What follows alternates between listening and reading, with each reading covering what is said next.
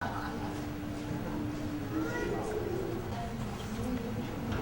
like to welcome everyone to our evening program on the life of Táhirih, the pure one.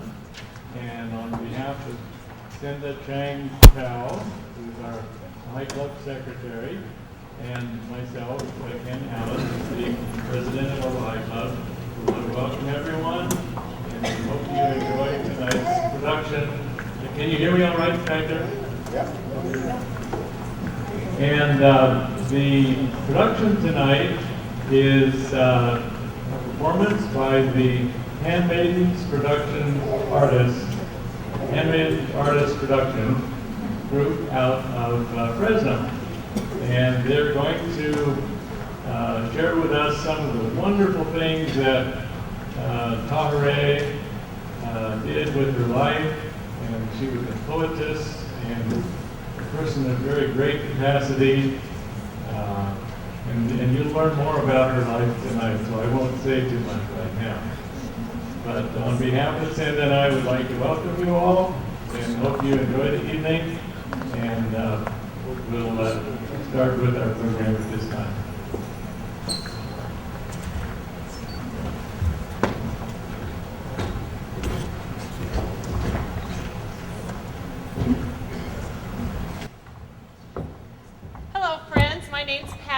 And I want to thank you all for coming this evening and for your generosity in us presenting this amazing woman this evening.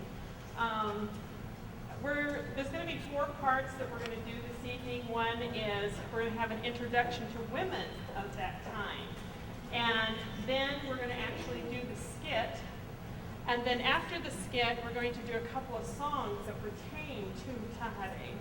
And then after that, we'll open it up for questions, answers, if anyone might have any questions or answers. Answers? Hey, if anybody has any answers out there, let me know. So that's kind of like how the evening's going to go. I said it'll be about 50 minutes. That's the total time. And I'll be introducing each one of those sections.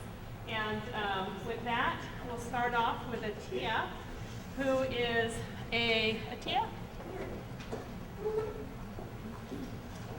She's a lady friend of ours up in Fresno, and she happens to be Persian, and she's going to be chanting a beautiful Persian prayer this evening and introducing the women of that time and giving a little history.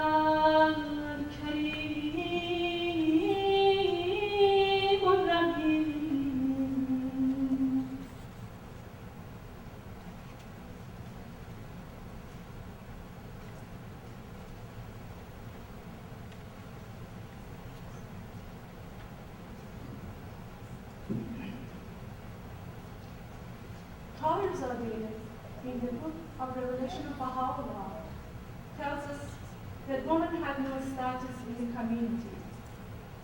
They were treated as a part of the furniture. Some clergies went as far as to say that women had no souls.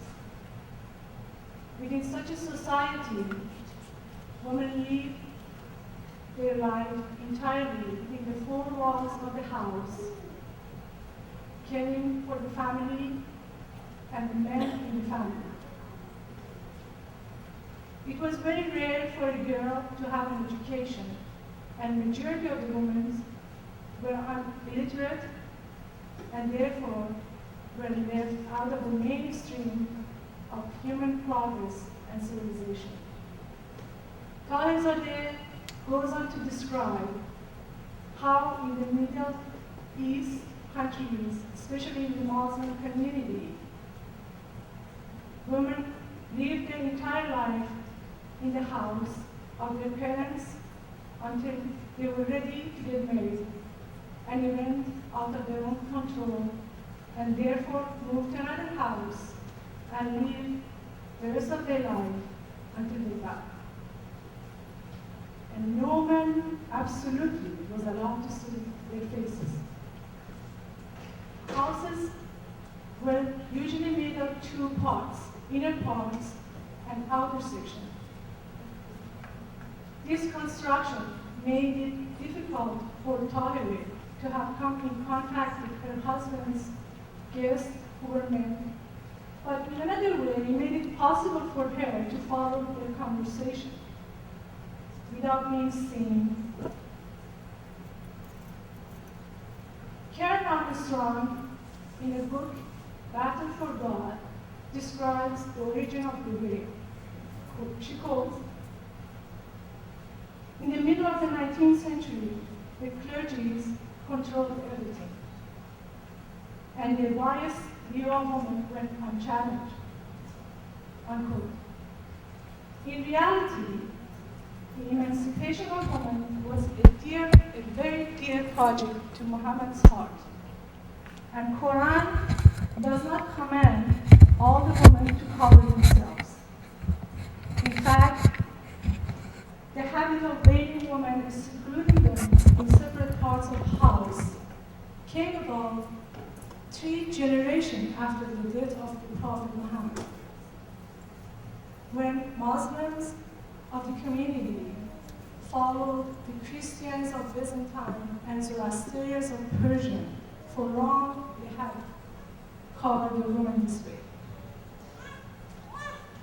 A woman appearing unveiled, especially in the context to the time and the country where Tahirih lived, Persia, was perceived as a sign of promiscuity and grave transgression against clergies and even God himself. The moment Tahirih unveiled herself in Badash became the first act of public unveiling in Iranian history and the first aggressive movement against the oppression of women. She was captured in 1852 along with other Baha'is, imprisoned and eventually executed that year. Dressed in white silk, Tahirih prepared for death by prayers and fasting. She was struggled and she was killed by a silk handkerchief and thrown into the wall, later filled with dirt and stone. It is a quiet wonder to discover that the first woman's right martyr was from Persia, now Iran, a country still known for its oppression of women. Her name was Tahirih, the pure one, or rather Amy. She was one of the first followers of the Bábí, named the 18 Letters of Living, who was able to recognize the wall. And her crying was simply showing her beautiful face.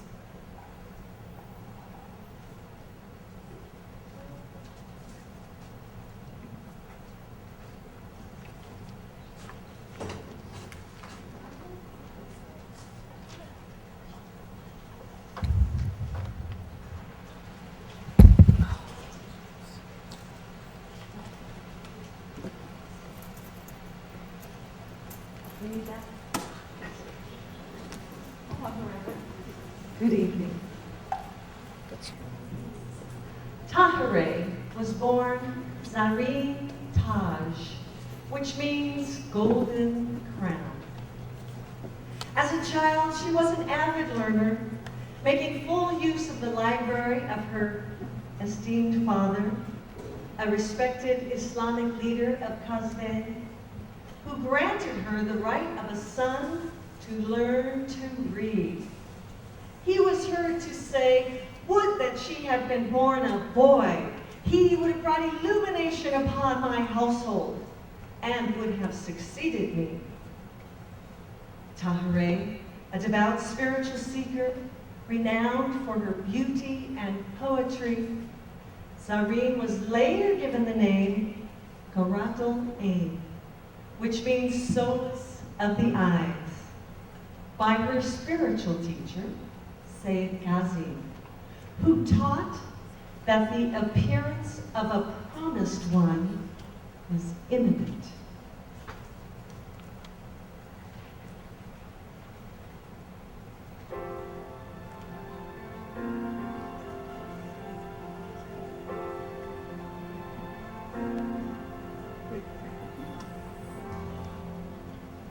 When the day comes, when the day comes, I will be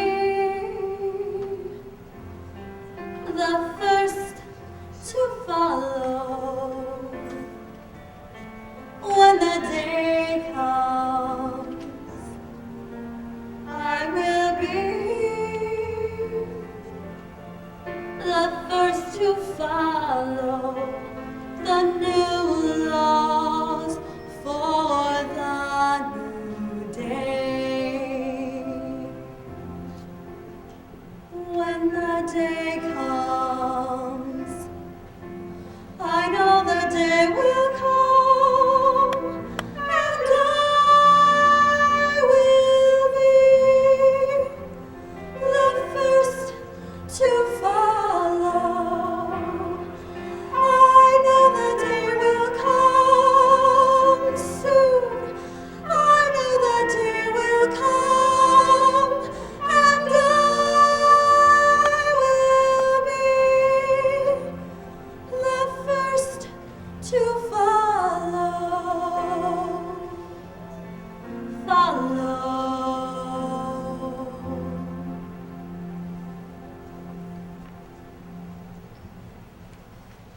The promised one did appear in Shiraz on May 23rd, 1844, a young merchant by the name of Ali Mohammed, who assumed the title of the Báb, which means the gate or portal. He claimed to bring teachings preparing the peoples of the earth for an even greater manifestation of God. He titled Him Whom God Shall Make Manifest. When Qurratul Ain was presented with one of the writings of the Báb by a fellow student, she recognized their divine origin immediately and considered herself one of his followers.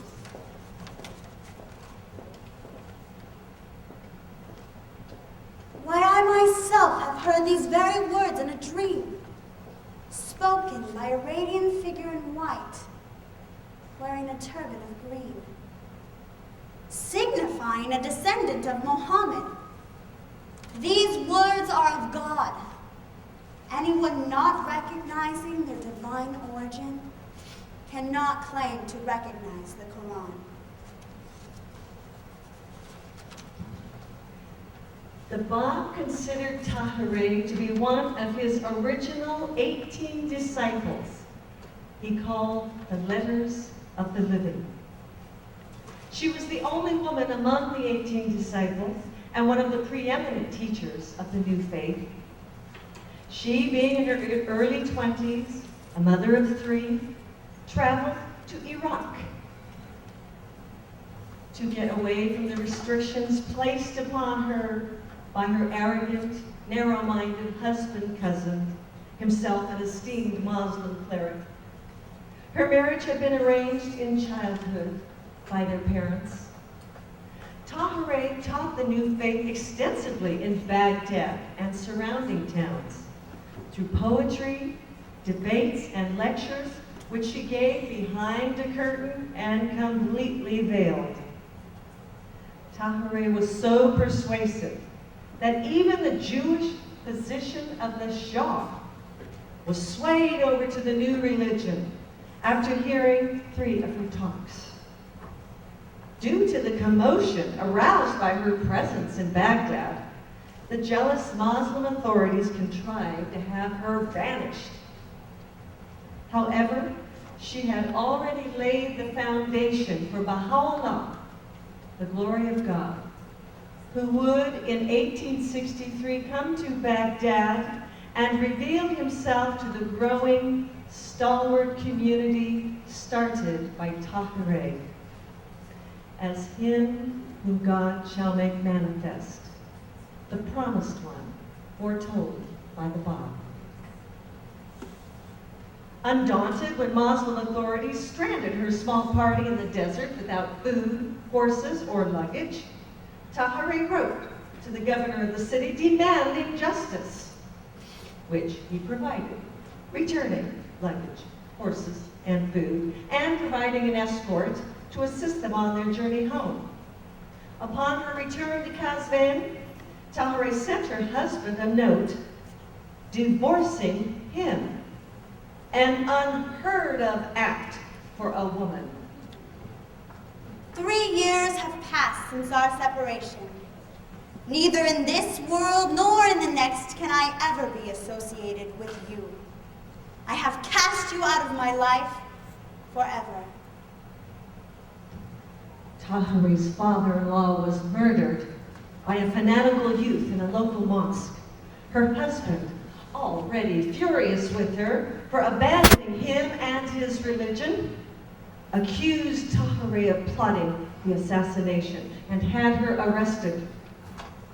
The murderer, hearing of the false accusations, turned himself in and confessed his crime. Meanwhile, Táhirih responded to her accusers with unwavering faith. If my cause be the cause of truth, if the Lord whom I worship be none other than the one true God, he will, ere 9 days have elapsed, deliver me from the yoke of your tyranny. Should he fail to achieve my deliverance, you are free to act as you desire. You will have irrevocably established the falsity of my belief.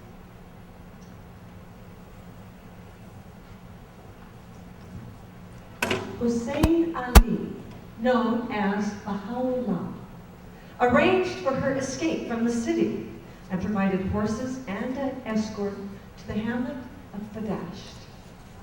There was where Baha'u'llah hosted a conference of believers of the new Baha'i faith.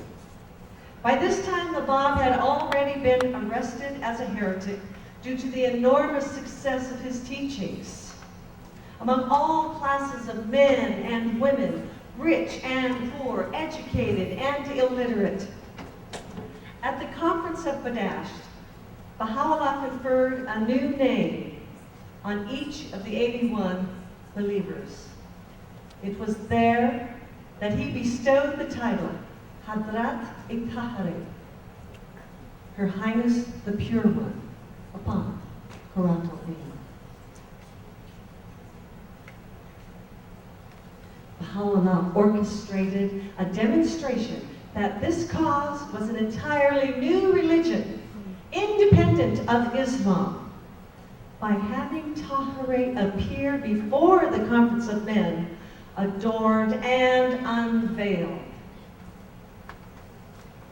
I am the blast of the trumpet. I am the call of the bugle. Like Gabriel, I awaken sleeping souls. This day is the day of festivity and universal rejoicing. The fetters of the past are burst asunder. The consternation, the distress, the chaos, the confusion. One man arose with sword in hand as if to strike Táhirih. Another man slit his throat.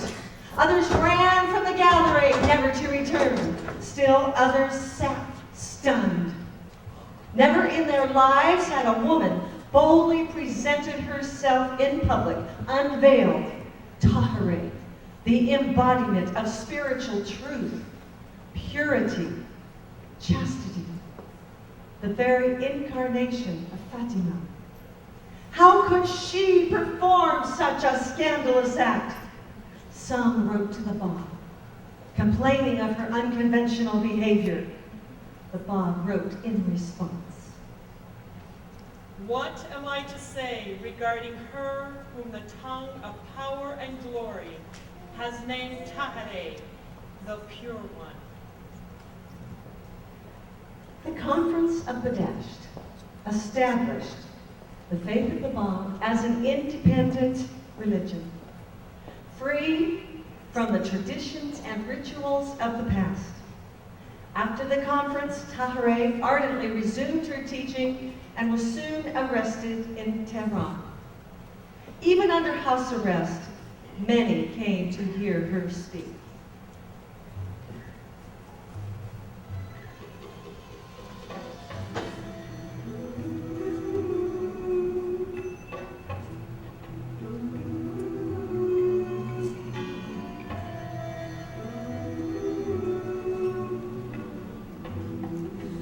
Sing a song of many harmonies.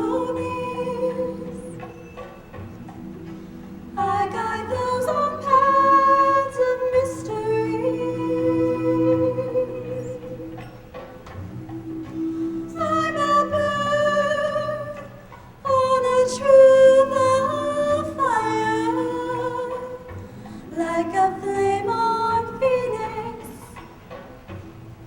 I'll fly away, fly away. I sing secrets unfolded in my soul. I sing secrets untold.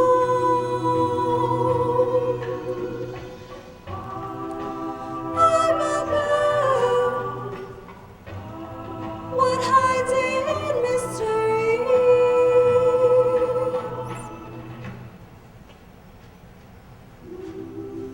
A song of endless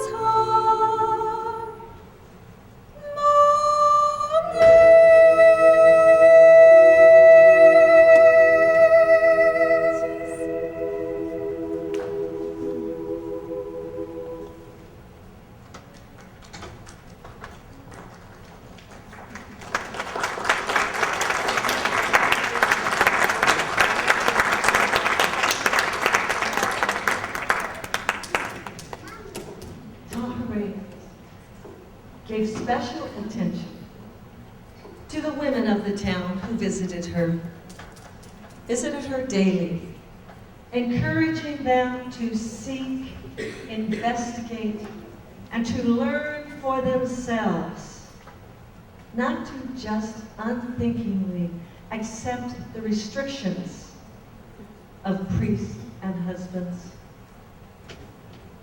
After many days of prayer and fasting under her house arrest, Táhirih dressed herself in a gown of white silk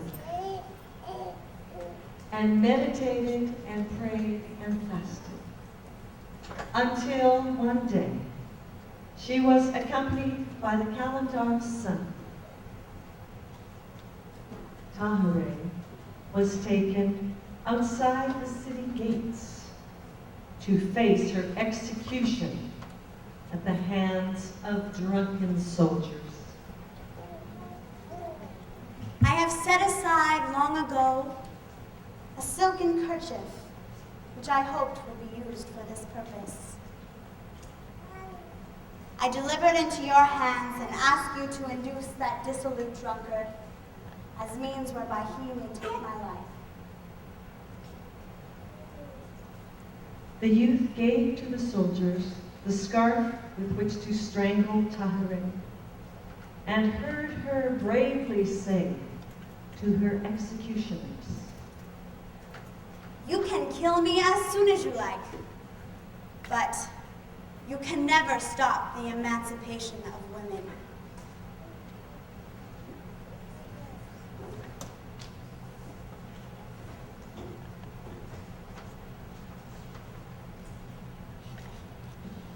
When my glance falls upon you, face to face, eye to eye, I want to pour my heart out to you.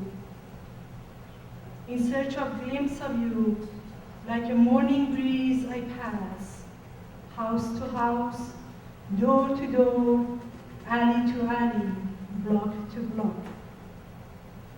From the yearning of my heart flows tears of blood that run valley to valley, sea to sea, spring to spring, and creek to creek. The beauty of your eyes, your brows, and your dimples have enraptured my heart. From your love, I have woven your garment, line by line, thread by thread.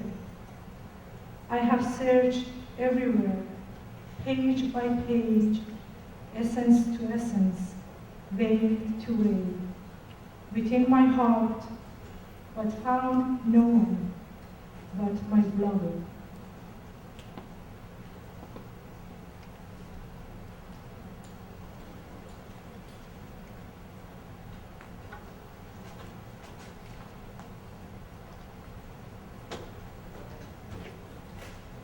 The end.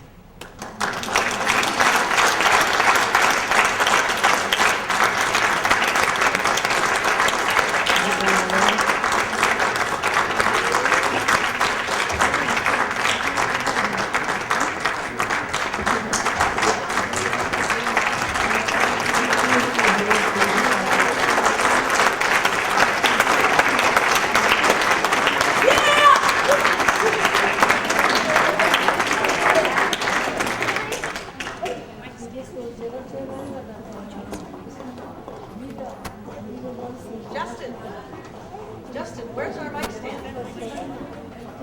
Right there.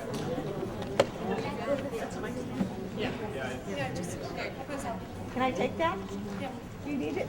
Our lovely Ben and Mary. No, Anna White and Mary.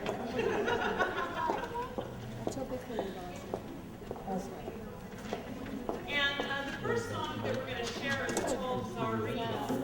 And April was talking about this is a song that April wrote about Táhirih. Well, this song is just acknowledging the stages of life that Táhirih went through with her various names.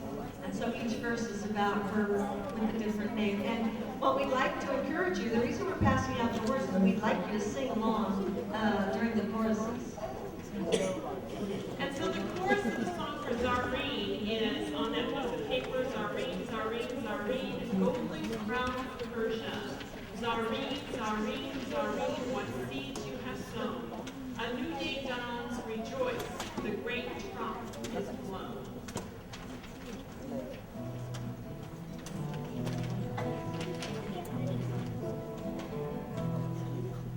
Zareen, Zareen, Zareen, golden crown of Persia. Zareen, Zareen, Zareen, what seeds you have sown. A new day dawns, rejoice,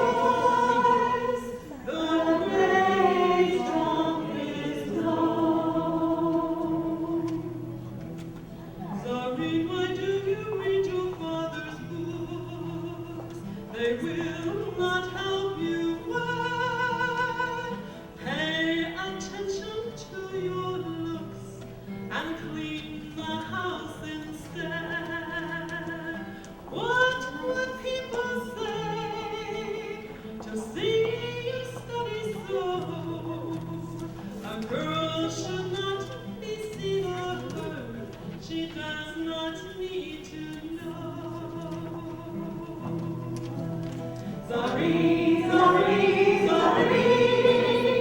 Golden crown of Persia. Sorry, sorry, sorry. What seeds you have sown, a new day dawns. Rejoice, the great trump is blown. Tomorrow night, solace of the eyes, you travel the land renowned. Poetess, philosopher, your beauty does astound. Your words awaken sleeping souls, hearts filled with desire. Your odes have set this land ablaze. Beware consuming fire. Sorry, sorry, sorry. Golden crown of Persia. Sorry, sorry, sorry. What seeds you have sown, a new day dawns. Rejoice, the great trump is blown. Táhirih, fearless and pure, the first to stand unbound, held captive in Tehran, to your executioner summon. You can kill me if you like, in my snow-white gown of silk, but you can never stop the emancipation of women. Sorry, sorry, sorry.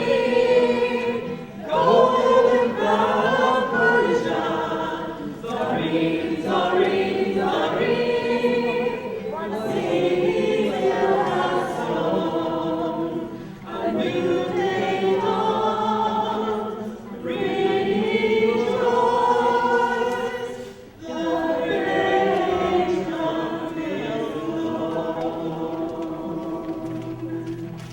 The great trump is blown.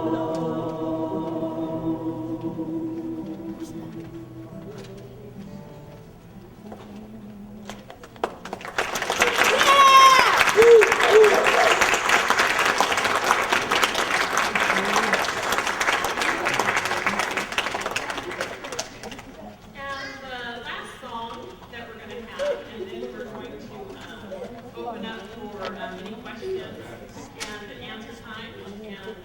And this next song is called Handmaidens of God. And I wrote this song using the, let April tell you. I wrote the song and she said, hey, it's a chorus. And she came up with a beautiful chorus and it's just perfect. So we're like the Roger and Emma State, that's who we are. Each one of these verses acknowledges one of the heroines of the Baha'i faith.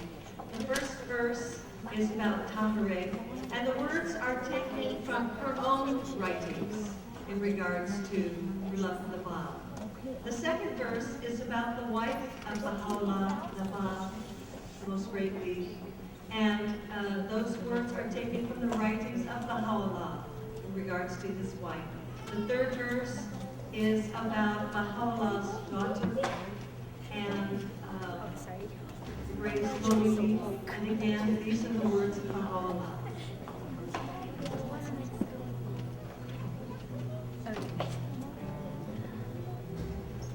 Tahirih, letter of the living. Nava, the most great tree. Bahia canoe, the greatest holy name.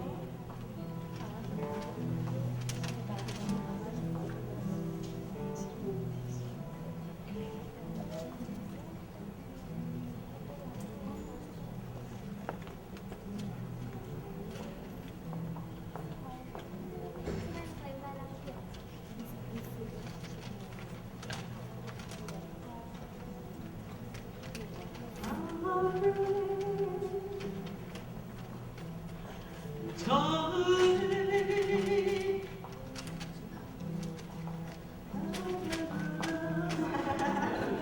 I'm sorry, I had Tsarina in my head still.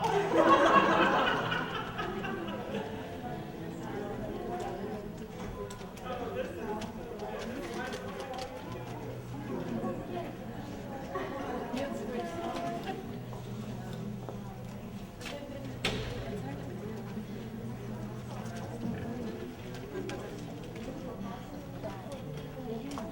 Okay, we're gonna start out with the chorus, because we can remember how that goes. By the way, we want you to learn the sequence. Oh yeah, so here it goes. Let's do the chorus. Handmaids of God, giving their all, powerful love, with grace and might, light upon the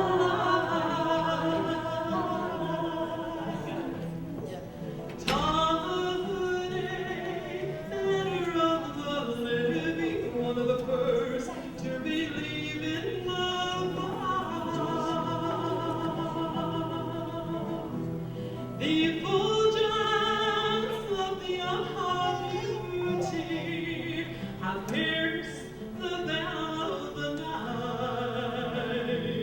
Behold the souls of his lovers dancing of light in the light that has flashed from his face.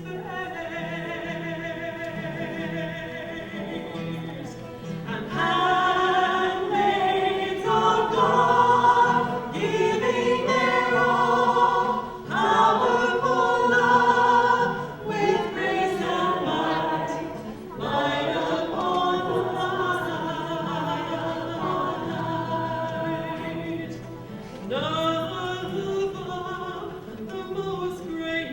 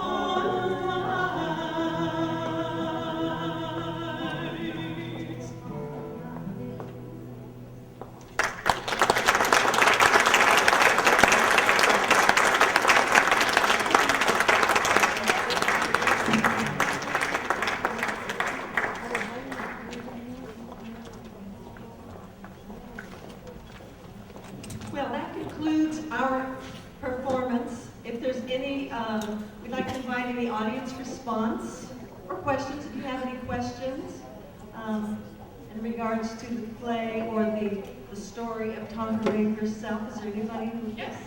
I just want to say it was absolutely beautiful. Okay. We're glad you were here. Yeah. You were a beautiful audience. Any questions about Táhirih and her life? Yeah. Oh, there's lots of her poetry available, you guys. Her poetry, you can find it in various poetry books. You go to Barnes & Noble. I'm not promoting them, but I mean, bookstores. That's my favorite place to go. But there's books, lots of poetry books, and you'll find her poetry and lots of various poetry books. And also, she has several of her poetry books published also. She's a very, very famous poetess in Persia, and very well known. And even today, her poetry is very alive throughout the world. And so I yes. wanted to mention that both of the songs that Stars sang were from Táhirih's. That was Táhirih's poem. So a selection of Táhirih's poems. Patty, what's the name of your organization? It's called the Baha'i Association. The Táhirih Association. Go to www.Táhirih Association. Or is it the foundation?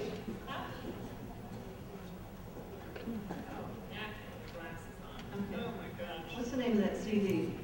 Oh, the name of this CD is called Solace of the Eyes. And she won some big Grammy award for it, I can't remember.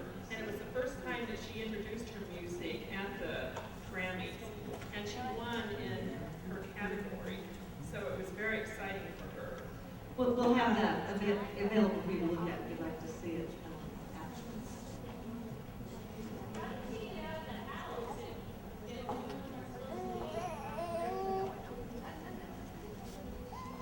Well, she was always in the house, and what she did was use the ruse of going on pilgrimage.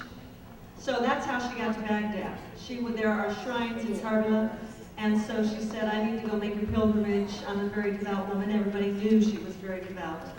And so that was how she managed to go get away.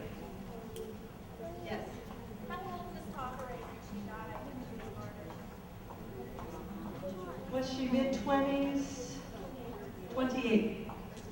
Did she ever get to, did her children ever do anything else, or did they end up following her father?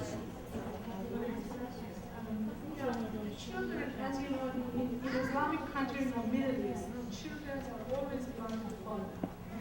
And as you can imagine, how great a sacrifice was for her to give up her family and follow this spiritual path. Even before she divorced her husband had already been removing the children from her and having his mother raise them. And this was it was part of the whole suppression of who she was, because, she just wasn't being subservient, and she was just troubled. And so her husband felt that it would be much better if his mother raised the children properly. So even before she divorced him, she really had lost control and raising her children. Were there any reported stories after she unveiled herself of more women unveiling themselves? I know she was the first. Did it kind of set a precedent for more women to, I know it made a big difference in America, the women's suffrage and everything, but in Iran or in Persia, did it have a very large effect at that time? It's some about 50 years after. As I mentioned, it was the first unveiling of Iranian history, Persian history. But about 50 years after, there were a choice for women to either have covered themselves or not. And most people decided not to. As I mentioned also, it has never been in Quran that women have to fully cover themselves. This is a custom that they picked up after so many years after the prophet's death. And then just follow it up until now. Horrible with dates. There was the conference of, is it called Seneca? The Women's Rights Convention, 1848. Seneca Falls, they actually honored her and acknowledged her at that conference. Oh, it was? 50. Okay, yeah. Yeah, that was a very Yeah, historic. I read that. Pardon? That was very historic. Oh, yes. And they did a special acknowledgement and spoke of her in her writings and spoke of her unveiling and her courageousness and who she was for women in the world. And also her statement that she said you can, but you never stop the emancipation of women.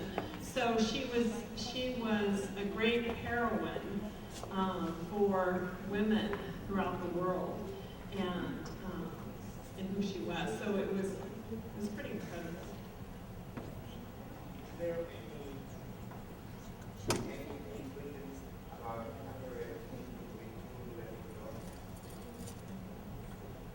I think that might happen. Idea. Because now you guys hear the questions, we're just looking like, ooh. Okay. Is there anything written in existence about the meaning of Táhirih with Bulbul with the sister of Mullah Hussein? Mullah Hussein? No, the sister of Mullah Hussein, Bulbul. There was a meeting in Tehran where she lived with her for many days. I don't believe there is extensive written, it's just a short passage that's all it is in the Baha'i history. Because she really did not need in any way to have any confirmation of her belief from her. She already believed. The only thing was that she needed to just let somebody know that she knew. That's all. And that's really not as significant as her role that will later on.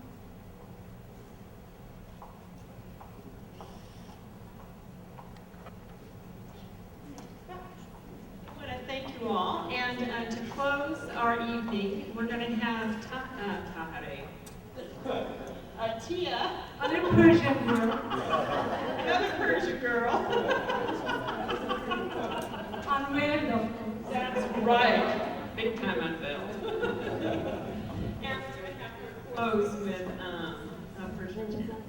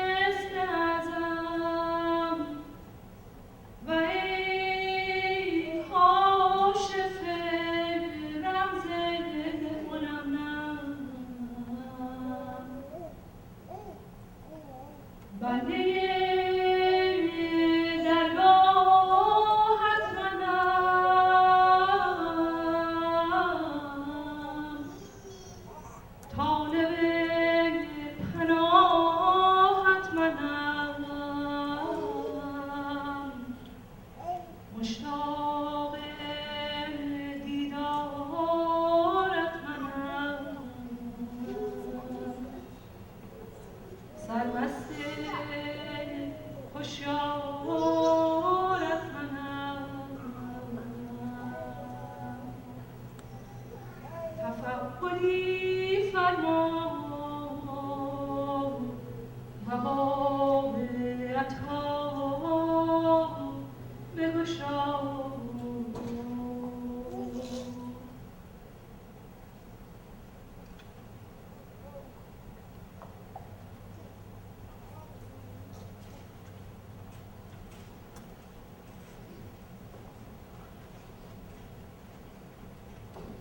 We'd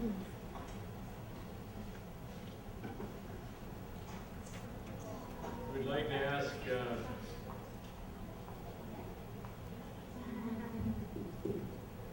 we'd like to express our appreciation to the Handmaidens artist productions from Fresno for the wonderful, wonderful event tonight.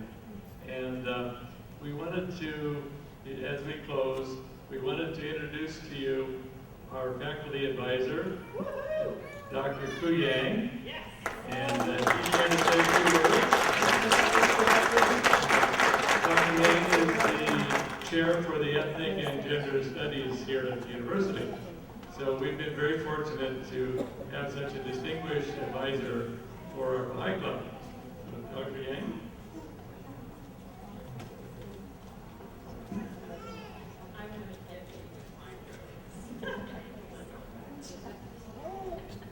Good evening.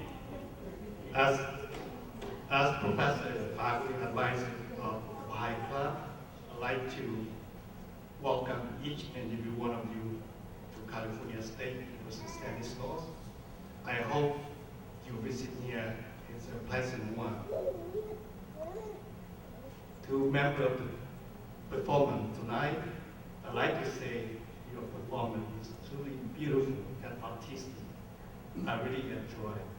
Thank you very much for bringing your performance to us. And I learned many lessons from the life I had.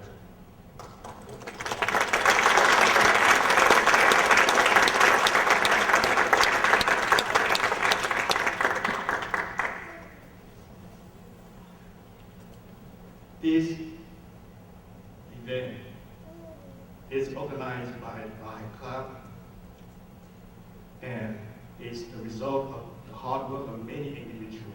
I'd like to mention a few of them. Ken and Senda worked very, very hard. In addition to that,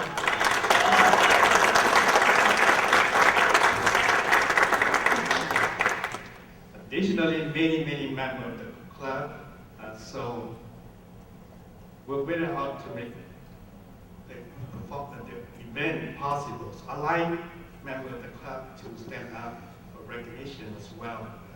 Bob and others as well.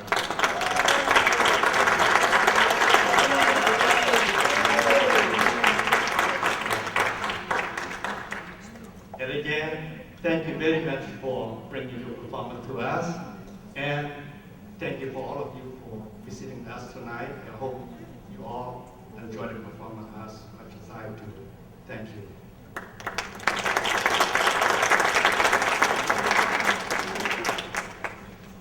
Thank you very much, Dr. Yang.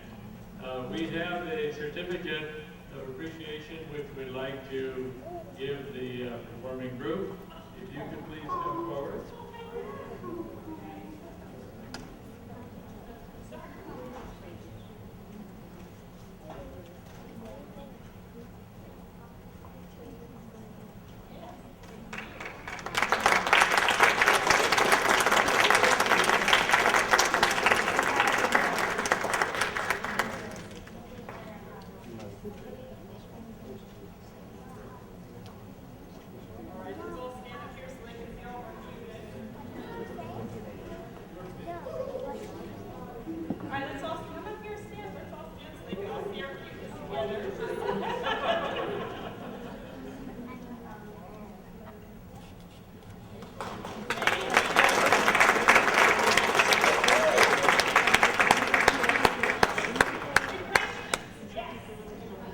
Please enjoy yourself. There's refreshments in the back, and thank you once again for coming, making this such a nice success.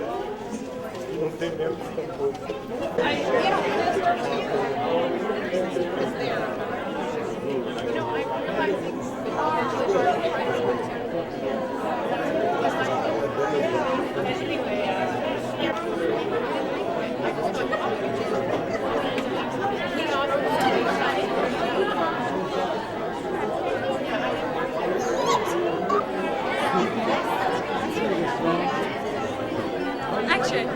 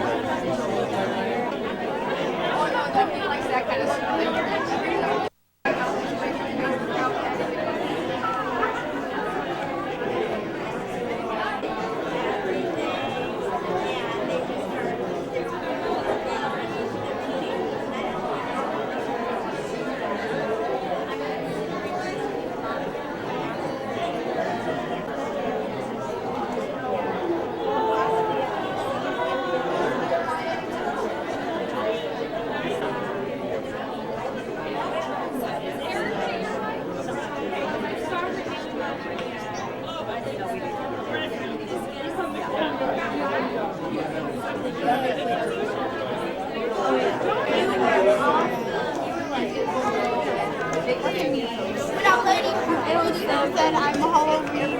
She's so good. Oh my god.